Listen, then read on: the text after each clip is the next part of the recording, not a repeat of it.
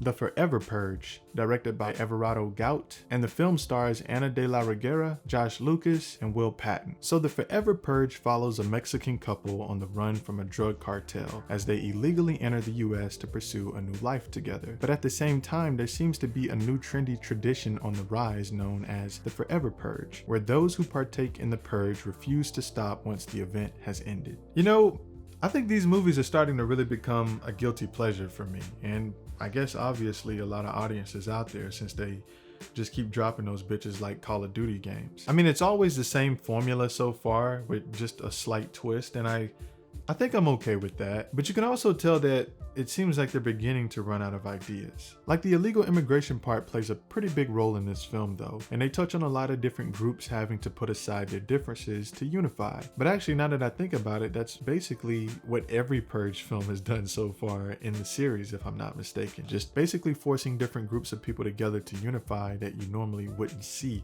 together. So yeah, I don't know, I guess it's nothing new really. And since they really aren't reinventing the wheel or anything, I mean, this film is pretty much what you would expect it to be. And although the characters are quite forgettable, and it's still somewhat predictable as well as far as the overall outcome, this idea that they've seemingly sucked dry at this point still makes me think, like, what if the damn purge actually happened one day? I think these films are really good at making the audience and the viewers ask these questions, because I'm sitting there thinking, like, what would I do?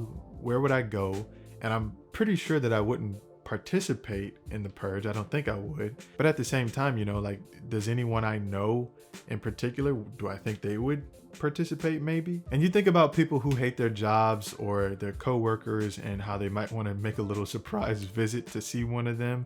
Like, it's some pretty crazy shit to think about, because I know some people would definitely take advantage of that. And I'm not sure if I know anyone specifically, but I'm pretty sure there's people out there who would definitely take advantage of something like that. And really, some of the previous films in the series have actually explored some of the things that I've mentioned, just as far as like people coming to your job or being mad at someone. That, that's basically the idea, but it's just still interesting to discuss in my opinion. This particular installment in the series though just doesn't really stand out to me. I used to really like when they would bring back familiar faces from previous films though, but I'm also cool with the new stories too. I just wouldn't mind seeing like Frank Grillo or Michael K. Williams pop back up again at some point. And I started to say Ethan Hawke, but we all know what happened to his character. If you've seen the film, spoiler alert, you know what happens to his character. Because I'd honestly be surprised if this turns out to be the last movie, which I seriously doubt it is.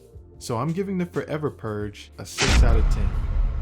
It's still an entertaining viewing experience, especially if you are already a fan of the franchise. It basically still provides that same old action, that same old suspense, and that thrill that you would get from watching a lot of the other films if you enjoyed the other films. But if you're one of those people who never really cared about the Purge films before in the past, the Forever Purge isn't going to be the one to change your mind. And the Forever Purge releases this Friday only in theaters. But there you have it, and if you enjoyed the content, you know what to do. Thank you for watching.